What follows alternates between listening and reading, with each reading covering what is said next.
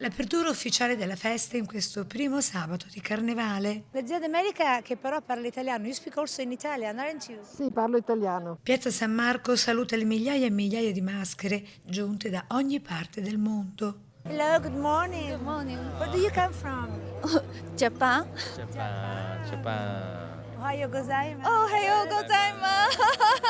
Lo spettacolo si apre sotto il nome del veneziano Giacomo Casanova, avventuriero, poeta e scrittore, cui è dedicata questa Kermesse 2025 in occasione dei 300 anni dalla sua nascita. Semplicemente un nobile veneziano del Settecento, ecco.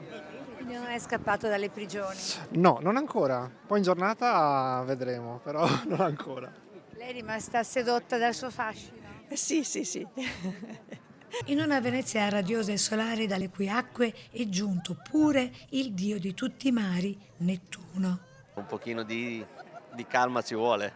Così il Mose non si alza. Esatto, tutto risparmiato, no? Ed è sotto il segno dell'acqua che va in scena il monito all'insegna della sostenibilità.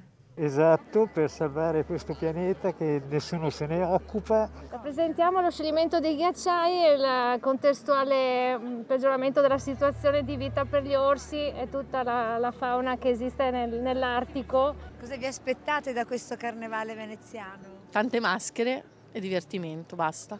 A Carnevale a farla da padrone fantasia, umorismo e risate, anche se talvolta tristemente amare. L'uomo ragno ha le ragnatele, solo che questo è un uomo ragno in sovrappeso e un po' pigro.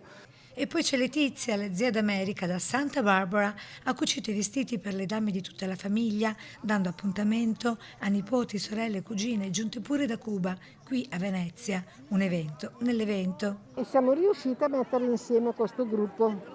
Prima volta nella nostra vita. Arigato. Bye bye. Ciao.